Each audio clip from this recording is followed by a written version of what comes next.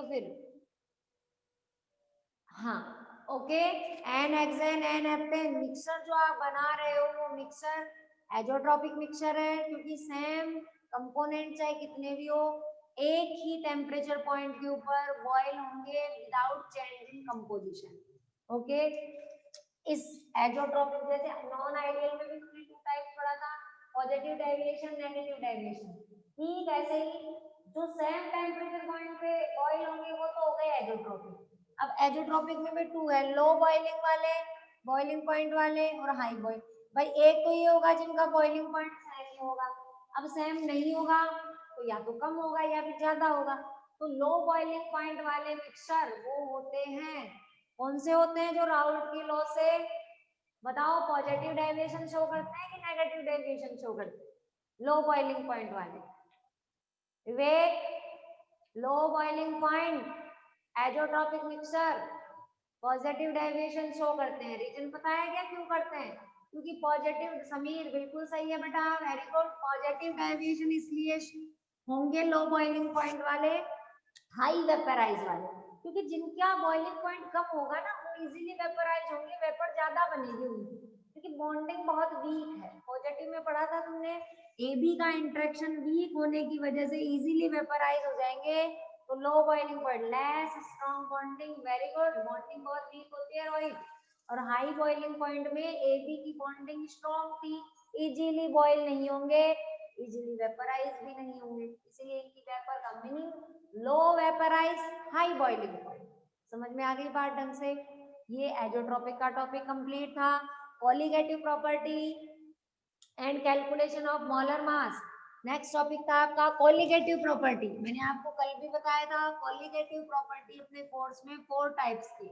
तो colligative property होती क्या है? जो नंबर ऑफ मोल्स पे डिपेंड करती है, number of atoms, number of elements, colligative collection, आ रही बात समझ में? पार्टिकल के कलेक्शन पे, नंबर ऑफ मोल्स पे डिपेंड करेगी, उसको अपन कॉलीगेटिव प्रॉपर्टी बोलते हैं। अब बेटा सॉरी, कॉलीगेटिव प्रॉपर्टी 4 है, उसमें फर्स्ट देखिए, कल भी आपको पढ़ाया था लोअरिंग वेपर प्रेशर। लोअरिंग का मीनिंग कम हो गया वेपर प्रेशर, इसकी थ्योरी समझ लें, नहीं समझ में आ रहा हो तो आप बोल दें कि मैम हम लिखेंगे, लिखोगे रिटर्न करोगे कॉपी के अंदर तो मैं धीरे धीरे बोल दूंगी, तुम लोग लिख लेना। बुक की लैंग्वेज भी हालांकि तुम्हें इजी लगेगी, नहीं समझ में आती है बुक की लैंग्वेज, मैं बोल दूंगी बेटा तुम लिख लेना कॉपी में, क्योंकि अगर मान लो एग्जाम में इस तरीके से पूछे कि भाई relative lowering in vapour pressure, तो define relative lowering in vapour pressure, तो तुम क्या लिखोगे define relative lowering vapour pressure को? तो ध्यान से समझो, define relative lowering in vapour pressure, lowering का तो मीनिंग तुम्हें पता है कम हो गया, अब रिलेटिव लॉवरिंग वेपर प्रेशर किसका कम हो गया, ये दिमाग लगाओ। When a non-volatile solute are mixed in pure solvent, ध्यान दो, when a non-volatile, a मान रखा है solute को, ये कोई फर्क नहीं पड़ता, तुम b भी मान सकते हो। जैसे एक बच्चे ने क्वेश्चन पूछा था, मैम मैं इसको बी मान लूं, तो बी मान ले तो क्या फर्क पड़ेगा, बी से डेरिवेशन निकालना पड़ेगा तेरे को। ए कौन सी नेचर का है बेटा? नॉन वोलेटाइल नेचर का, तो इसका पीए बता दो मुझे, 0 हो जाएगा। बी प्योर सॉल्वेंट है, समझ में आ रही बात? When a non volatile solute are mix in pure solvent, then the total vapour pressure of solution are decrease as compare to pure solvent. तो क्या हुआ था, अपन ने पढ़ा है ना, लोअरिंग वेपर प्रेशर कम हो गया, किसका कम हो गया? सॉल्यूशन का कम हो गया। क्योंकि बेटा सॉल्यूशन का इसलिए कम हो गया क्योंकि जो सोल्यूट है ना उसका तो 0 है, तो वो तो सॉल्वेंट के इक्वल हो गया, तो इक्वल नहीं लिखना है यहाँ, तुम्हें लिखना है कम हो गया। कम इसलिए हो गया क्योंकि अब उसकी हैसियत सॉल्वेंट के बराबर ही रह गई। कभी किसी जमाने में सोल्यूट प्लस सॉल्वेंट हुआ करते थे दोनों, समझ में आ रही है बात? तो when a non-volatile solute are mixed in pure solvent, then the vapor pressure of solution ध्यान से सुनो, ये चीज ध्यान रखें, डिक्रीज किसका हो रहा है? then the vapor pressure of solution are decreased as compared to pure solvent. This phenomena is known as relative lowering vapor pressure. Relative lowering vapour pressure. बताओ थ्योरी लिख लोगे क्या अपने आप? यस या नो में आंसर दे दे। रोहित बोल बेटा, विवेक लिख लेंगे इतनी थ्योरी? मुझे लिखाने की जरूरत नहीं है, ठीक है। Yes ma'am. आज अर्षिता क्लास नहीं ले रही क्या बेटा? लिख लेंगे इतनी चीज कि बिल्कुल इजी लैंग्वेज में लिखो, बुक से रटने की जरूरत ही नहीं है। When a non mole according to Raoult law, ये बात जरूर लिखिए, अकॉर्डिंग टू राउल्ट लॉ, क्योंकि राउल्ट लॉ में तो पढ़ा था अपन ने, नॉन वोलेटाइल नेचर के लिए इक्वेशन निकाली थी। तो लिखोगे according to Raoult law when a non volatile solute are mix in pure solvent then the total vapor pressure of solution are decreased as compared to pure solvent। समझ में आ रही है बात? This phenomena is known as relative lowering vapor pressure। अब equation निकालो पूरी। तुम्हारी इक्वेशन है PS is equal to PA plus PB, और PS इज इक्वल टू हो गया PB, PS is equal to हो गया PB नॉट XB, और PS इज इक्वल टू हो गया PB नॉट 1 माइनस XA, और PS इज इक्वल टू हो गया PB not minus PB not XA। कोई प्रॉब्लम है क्या? नहीं है। तो XA को इधर ले आओ, इसको PB not XA is equal to PB not minus PS। तो XA इज इक्वल टू आ जाएगा PB not minus PS upon PB not. यहाँ तक का काम तो तुम्हारी बुक में डायरेक्ट दिया हुआ है, और डायरेक्ट कभी नहीं करना है गलती से एग्जाम में, तो शुरू से ही करना है। समझ में आ रही है बात? वो इसलिए दिया हुआ था क्योंकि पहले तुम्हारे में तो पहले भी प्रिंट नहीं था, तो मैंने तुम्हें करवा दिया था, पर बुक में स्टार्टिंग से, एग्जाम में स्टार्टिंग से करके आओगे रिलेटिव लोअरिंग वेपर प्रेशर। अब एक्सए की वैल्यू रख दो, कल भी ये मैंने समझा दिया था पर पूरा नहीं हुआ था ये डेरिवेशन, तो पूरा करवा दे। देखो एक्सए की वैल्यू रखो। एक्सए क्या होता है? XA Na upon Na plus Nb is equal to हो गया Pb not minus PS upon में Pb नॉट। हाँ भाई, अब देखते जाओ। Na आपने बताया था very very very less than Nb होगा। कई बच्चे मुझे पूछ रहे थे मैडम इस ऊपर वाले Na को आपने नेग्लिजिबल क्यों नहीं किया, नीचे वाले को क्यों किया? बेटा सिंपल सा एग्जांपल है, नीचे वाला कंपैरिजन में है। सपोज करो 1 चम्मच शुगर है, जैसे वो तुमने अलग रख रखी है, अब उसी 1 चम्मच शुगर को 1 बाल्टी पानी के अंदर डाल दो। जब मैं कंपैरिजन करूंगी ना कि 1 चम्मच जो शुगर तुमने ली है वो उस 1 बाल्टी पानी के कंपैरिजन में बिल्कुल क्या है? नेग्लिजिबल है। उस अकेली बैठी है, जब थोड़ी करोगी तो प्योर फॉर्म में है सॉल्यूट। इसको नहीं हटाना है कभी गलती से। इस नीचे वाले Na को मैंने very very less than Nb कहा है, क्योंकि ये सॉल्वेंट के कंपैरिजन में सॉल्यूट का अमाउंट बहुत कम होता है, ठीक है, इसलिए अपन इसको हटा सकते हैं। तो हटा दिया तुमने, तो आ गया Na upon Nb is equal to PB not minus PS upon में PB नॉट। अब बताओ, हाँ भाई मोल नंबर कैसे निकालेंगे? मोल नंबर जैसे एक है, कल मेरे पास में क्वेश्चन आया था 2 ग्राम NaOH, वही क्वेश्चन बता दूं मैं तुम्हें, हिंदी मीडियम वाले बच्चे ने पूछा था। कभी तो नाम नहीं लिखते हो, अपना क्वेश्चन पूछते हो जब। 2 ग्राम NaOH के लिए मोल नंबर कितना होगा? इसमें क्या दिक्कत है बेटा? मोल नंबर होता है, mole number N is equal to होता है मास अपॉन मोलर मास। तो मास तो तुम्हें दे रखा है 2, और मोलर मास सोडियम का होता है 23, ऑक्सीजन का होता है 16, हाइड्रोजन का होता है 1। अब टोटल ऐड कर दो, कितने हो गए? टोटल हो गए तुम्हारे पास 23, 16, 39 और 1 40, और ये हो गया 1/20। तो इसका मोल नंबर आ जाएगा 1/20। क्या दिक्कत है इसमें? तो अब अपने को यहाँ ये देखो Na की जगह अब A है तो A साइन लगा देंगे, पर होता क्या है कंफ्यूजन? वो देखो, देखो मास को अपन स्मॉल m से शो करते हैं, मोलर मास को अपन कैपिटल M से करते हैं। तो कई बार तुम लोगों में से कई क्या है, स्मॉल m कैपिटल M एक जैसा ही लिखते हैं। तो इस कंफ्यूजन को दूर करने के लिए इस मास को अपन वेट भी कहते हैं, पता है तुम्हें? वेट और मास एक ही चीज है। तो अपन इसको क्या करेंगे? इसको अपन वेट मीनिंग W लिख लेंगे। तो W का मीनिंग तो पता है क्या? वही है मास, वेट है ये, और कैपिटल M तुम्हें पता है मोलर मास। तो अब लिख लो यहाँ, जैसे A सॉल्यूट के लिए तो WA अपॉन MA हो जाएगा, B के लिए तो WB अपॉन MB हो जाएगा। तो लिख ले यहाँ A की जगह WA अपॉन MA, यहाँ तक कल मैंने करवाया था, इनटू NB का कितना होगा? WB अपॉन वाला कहाँ चला जाएगा? ऊपर MB। इज इक्वल टू आ जाएगा P B not minus P S upon में पी बी नॉट। आ गई क्या बात ढंग से समझ में आ गई। अब देखो ये ए तो वेट या मास किसका है सोल्यूट का, ये बी किसका है सोलवेंट का। अब मान लो तुम्हें कभी एग्जाम में सोलवेंट का मास दे दे, मोलर मास दे दे सबका, सोल्यूट का वेट निकाल सकते हैं, बिल्कुल निकाल सकते हैं। सोलवेंट का निकाल सकते, निकाल सकते। अगर किसी भी एक के लिए आपको दिया हुआ है, जैसे इस बुक में क्वेश्चन भी दिया हुआ है, अगर तुम सोल्व करोगे एग्जाम्पल की फॉर्म में, आप लोगों को एक क्वेश्चन दिया हुआ है उसको सोल्व कर ले, पूरी इक्वेशन समझ में आ गई क्या। जैसे यहाँ से अगर तुम ये डब्ल्यू बी निकालना चाहो निकाल सकते हो, मोलर मास निकालना चाहो निकाल सकते हो, कोई भी अननोन जो आपको दी हुई है वैल्यू अपन उसको फाइंड आउट यहाँ से कर सकते हैं। समझ गए। ये डेरिवेशन आया कि नहीं आया समझ में, बोलो तुरंत। एक बार बुक से देख लो, 1 मिनट का टाइम है। ऐसी कोई लाइन राहुल जो तुम्हें नहीं समझ में आई हो पूछ ले बेटा, ध्यान बुक में होना चाहिए। आ गया मैम रोहित, आ गया मैम, ठीक है। और बोलो कोई है ऐसा स्टूडेंट। विवेक, यस मैम, आ गया समझ में।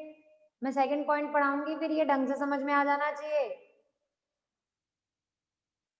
समीर आ गया। तो बेटा आ गया का तरीका तुम्हें बता दूं, तुम क्या करोगे घर पे, अभी जब क्लास ओवर हो जाए, जब भी तुम पढ़ने बैठते हो, तो अपनी रफ कॉपी में ये जो मैंने पॉइंट करवाए हैं ना, 4 पॉइंट अपने, बस ये चैप्टर खत्म है 4 पॉइंट के बाद में, तो तुम लोग बुक को बंद करके फिर ये डेरिवेशन सॉल्व करना, देखिए वास्तव में तुम लोगों ने सही किया है, नहीं तो फिर कोई मतलब नहीं है। बुक में कंफ्यूज होने की जरूरत नहीं, मैं फिर कह रही हूँ बुक में बी को सोल्यूट मान के डेरिवेशन सॉल्व किया है यही चीज, ठीक है। नेक्स्ट देखो सेकंड, अब आ जाओ कॉलिगेटिव प्रॉपर्टी में सेकंड पॉइंट, वो अब है आपके एलिवेशन इन बॉइलिंग पॉइंट।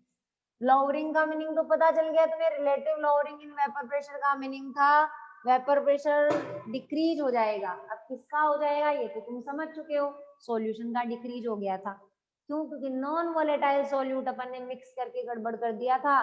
और अब सेकंड जो पॉइंट आता है वो है elevation in boiling point. Elevation क्या मीनिंग होता है बेटा, एलिवेशन का मीनिंग क्या होता है समीर, क्या मीनिंग है एलिवेशन, क्या समझते हो तुम एलिवेशन किसको कहते हैं। एलिवेशन इंक्रीज की डिक्रीज, जैसे लोअरिंग तो साफ साफ दिख रहा था, कम इंक्रीज, वेरी गुड। एलिवेशन का मीनिंग होता है इंक्रीज होना, समझ में आ रही है बात, नहीं पता लिख ले, इंक्रीज होगा, इंक्रीज इन बॉइलिंग पॉइंट। अब दिमाग लगाओ, उसमें लोअरिंग इन वेपर प्रेशर का रीजन तो पता चल गया था तुम्हें कि वेपर प्रेशर कम हो गया था, किसका कम हो गया था, सॉल्यूशन का कम हो गया था, नॉन वोलेटाइल सॉल्यूट ऐड करने से, ये बात अपने को सारी पता थी। अब कह रहा है ये इंक्रीज होगा boiling point, boiling point meaning वही टेम्परेचर इंक्रीज करना पड़ेगा। अब किसका करना पड़ेगा, इसको समझने के लिए पहले ग्राफ देखो, ये ग्राफ अपना क्या कहता है, ये ग्राफ अपनी पूरी कहानी तुम्हें समझा देगा। ये ग्राफ मैंने खींच दिया, टेम्परेचर इधर है वेपर प्रेशर, देखो व्हेन ए नॉन वोलेटाइल, वो पहले वाली बात ही है, mix in pure solvent then the vapour pressure of solution decrease, तो वेपर प्रेशर सॉल्यूशन का कम हुआ था, इसलिए सॉल्यूशन वाली लाइन बनाओगे नीचे, और प्योर सॉल्वेंट था, प्योर सॉल्वेंट का वेपर प्रेशर ज्यादा है। तुम कहोगे मैडम ज्यादा कहाँ है, पीएस बराबर पीबी निकाला था अपन ने। अरे बेटा प्योर सोलवेंट का जब नॉन वोलेटाइल सॉल्यूट मिला दिया ना, तो सॉल्यूशन का कम हो गया उसके कंपैरिजन में, क्योंकि कंपैरिजन बराबर होने का मतलब कम ही हो गया, क्योंकि सॉल्यूशन सॉल्वेंट नहीं होता, सॉल्यूशन सोल्यूट प्लस सॉल्वेंट होता है, समझ गए, इसलिए इस बार सॉल्वेंट अकेला ज्यादा हो गया। समझ में आ रही है बात, तो सॉल्वेंट की लाइन बनाएंगे ऊपर, ये लाइन हमें कह रही है कि वेपर प्रेशर सॉल्वेंट का ज्यादा है, सॉल्यूशन का कम है। क्यों कम है, यहाँ लिख लेंगे, नॉन वोलेटाइल सॉल्यूट आपने इसमें मिक्स किया है इसलिए है ऐसा। अब देखो हुआ क्या है, एट एटमॉस्फेरिक प्रेशर, एक ऐसा वेपर प्रेशर का पॉइंट मुझे चाहिए, कोई भी ऐसा पॉइंट मिला लो, जैसे यहाँ मैं चाहती हूँ इस पॉइंट के ऊपर सोलवेंट और सॉल्यूशन दोनों का वेपर प्रेशर एक हो जाए। वो पॉइंट जिसपे सोलवेंट और सॉल्यूशन दोनों का वेपर प्रेशर एक हो जाए, उस एक होने के लिए नीचे देखो, ऊपर की लाइन तो तुमने एक मिला दी, लेकिन नीचे देखो सोलवेंट को मिला के देखना बेटा, नीचे सोलवेंट तो बेटा ये टी है, इसी टेम्परेचर के ऊपर आ जाएगा उसके बराबर, लेकिन सॉल्यूशन को नीचे मिला के देखो, तुम्हें इतना टेम्परेचर और ज्यादा देना पड़ेगा। जैसे मैं यहाँ टेम्परेचर लिख देती हूँ, यहाँ 0, सपोज करो यहाँ 500, यहाँ 1000 केल्विन है, यहाँ पर सपोज करो 15 और यहाँ पर 2000 केल्विन।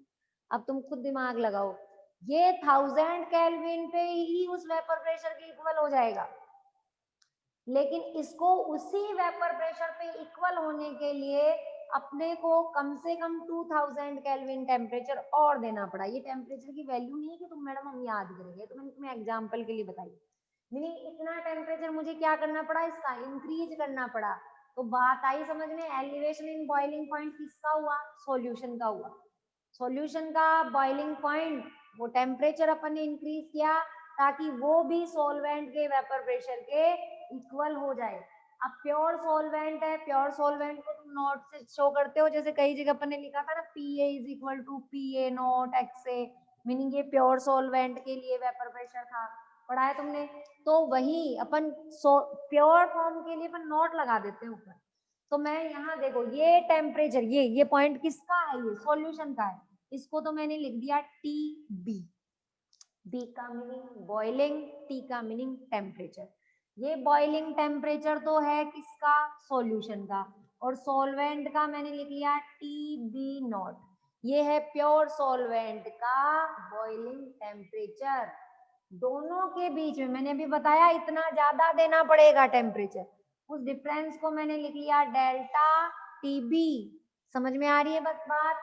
अब डेल्टा TB मैंने पूछा तुम्हें बच्चों बताओ, सॉल्यूशन और सॉल्वेंट को एक ही वेपर प्रेशर पे मिलाने के लिए टेम्परेचर का कितना डिफरेंस आ रहा है, कितना ज्यादा टेम्परेचर सॉल्यूशन ने लिया। तुम कहोगे madam delta TB is equal to TB minus TB not, meaning 2000 में से 1000 केल्विन माइनस कर दो, यानी 1000 केल्विन टेम्परेचर अपने को और ज्यादा देना पड़ेगा सॉल्यूशन में। Delta TB is equal to TB minus TB naught. आ रही है बात ढंग से समझ में। ग्राफ देखो अपनी बुक में, तुम्हें लग रहा है ऐसा कोई कंफ्यूजन, बुक में ये चीज सुन ले, कहीं कोई मिसप्रिंट हो, इस ग्राफ से देख लो, कई बुक में यहाँ TB नॉट दोनों लिख लिया।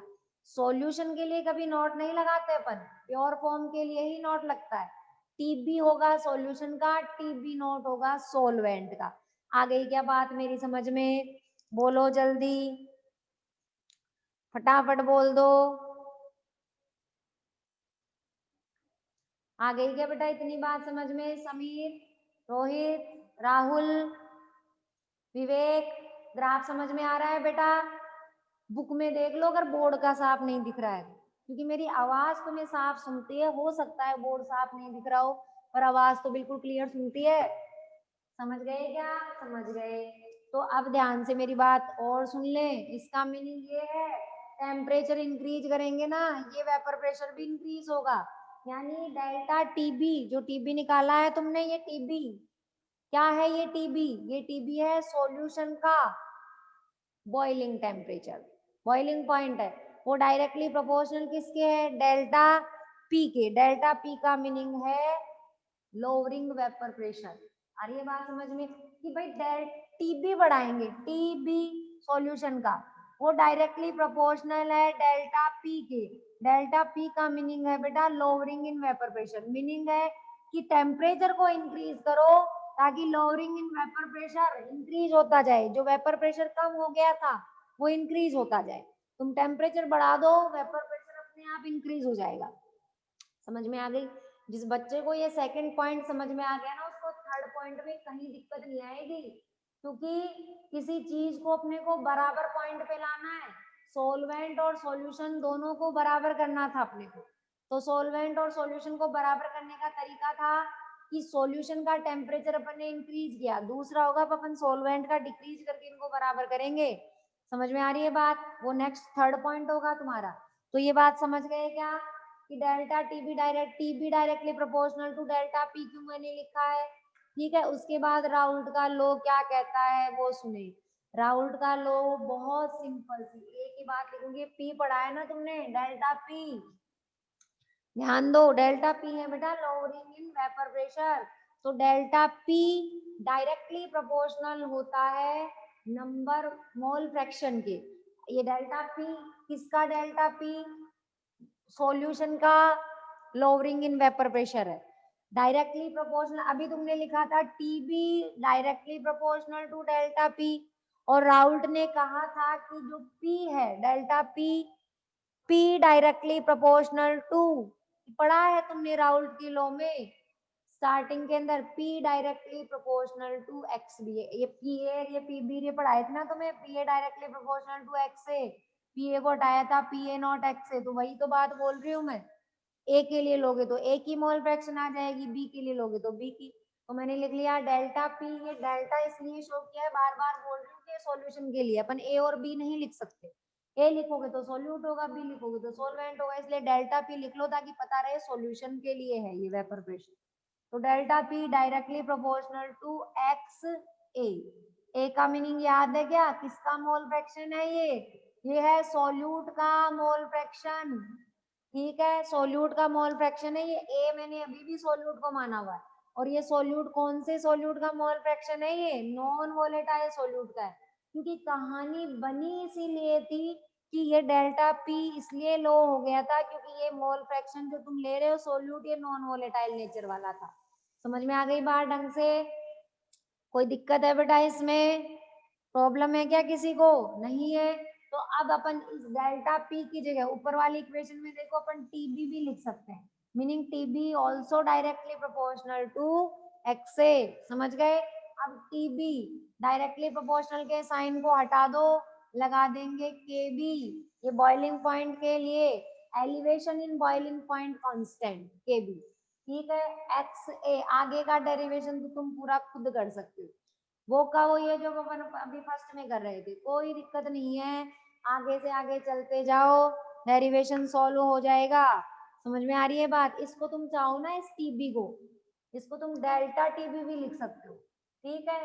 डेल्टा, क्योंकि मैंने केवल टीबी लिखा ना क्योंकि डिफरेंस देखना है अपने को, टेम्परेचर का कितना डिफरेंस आए, तो इसको एक काम करना तुम डेल्टा टीबी लिखना, वहां पर भी तुम डेल्टा टीबी लिखना, डेल्टा टीबी डायरेक्टली, क्योंकि टीबी तो केवल सॉल्यूशन के लिए हो गया, टीबी नॉट सॉल्वेंट के लिए, डिफरेंस होगा डेल्टा टीबी, तो delta TB directly proportional to delta P. अब आगे करो इसको सॉल्व, देखिए एक्स की वैल्यू रख दो और क्या करना है, ये ग्राफ में मिटा रही हूँ एक बार, देखो delta T B is equal to K B into N A upon में N A plus N B, यही है क्या? यही है बिल्कुल। आगे सॉल्व करो, K B into N A very very very less than N B, negligible कर दो इसको, मार्कर में इंक और खत्म हो गई, टाइम और अपने पास 3 मिनट ही, आगे करते जाओ बेटा, एन बी हो जाएगा। समझ गए? अब आगे करो, के बी इंटू एन ए की वैल्यू रख दो डब्ल्यू ए अपॉन में M A into W B upon में ऊपर क्या चला जाएगा, एम बी, और ये आ गया तुम्हारे पास डेल्टा टी बी। ये हो गया अपने लिए जो बॉइलिंग पॉइंट के लिए अपने एलिवेशन पढ़ा था, एलिवेशन इन बॉइलिंग पॉइंट, उसके लिए डेरिवेशन आ गया क्या समझ में? फटाफट देखो और बोलो। अब सुनिए ध्यान से, पहले देख लो फिर ध्यान से सुनना, डेरिवेशन देख लो पूरा।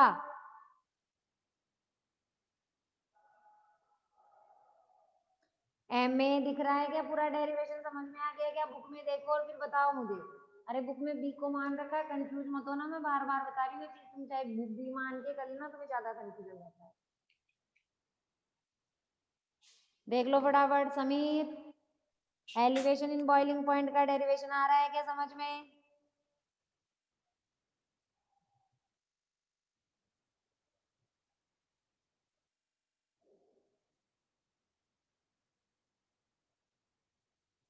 आ रहा है? अब देखो मेरी बात और सुनो ध्यान से।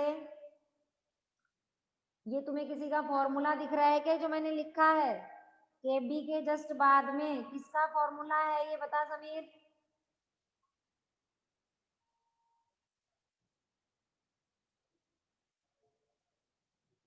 ये किसी का फॉर्मूला दिख रहा है क्या तुम्हें?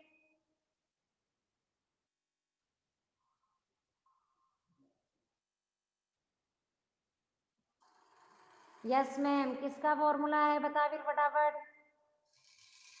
सोल्यूट का मोल नंबर अपॉन वेट। ये देख, ये वेट ऑफ सॉल्वेंट, ये किसी का दिख रहा है क्या तुम्हें फॉर्मूला? वेरी गुड, मोलैलिटी का फॉर्मूला है ये मोलैलिटी का फॉर्मूला दिख रहा है क्या सबको? अरे mole number of solute, mole number of solute into, एक बार इनको भर लूं मैं मार्कर में, तुम्हें बताती हूँ।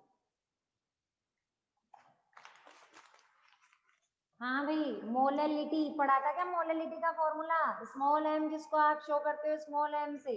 तो बेटा देखो, देखे ध्यान से देखो, डेल्टा टीबी,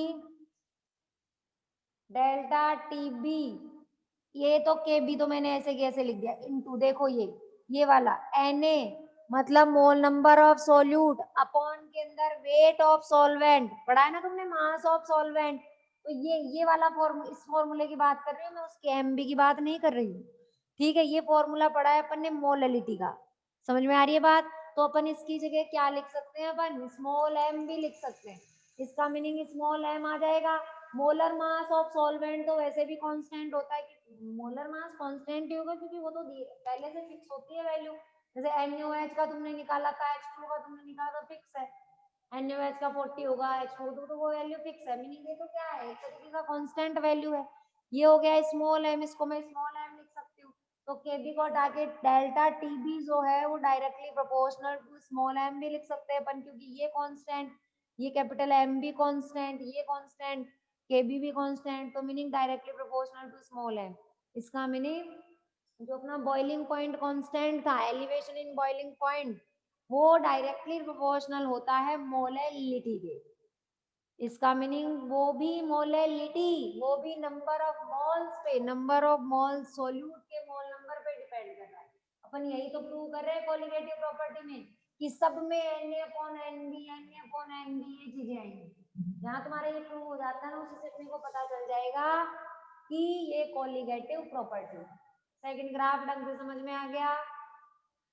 सेकंड पॉइंट समझ में आ गया, एलिवेशन इन बॉइलिंग पॉइंट।